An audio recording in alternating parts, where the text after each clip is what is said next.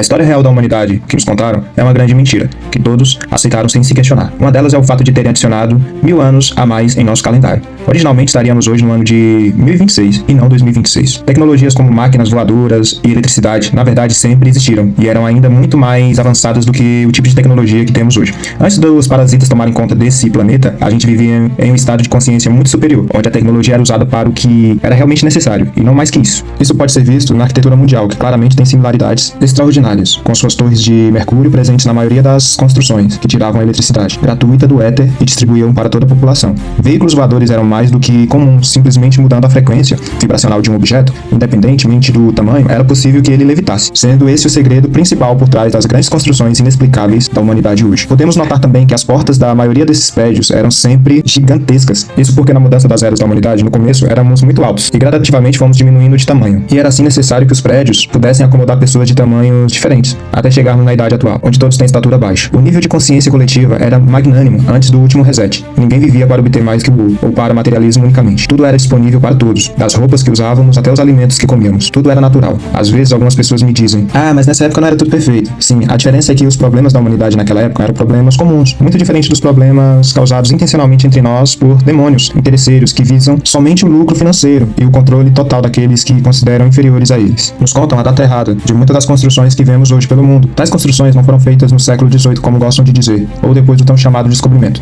Elas já estavam lá há muitos anos e foram herdadas pelas pessoas que começaram a controlar aquele povo.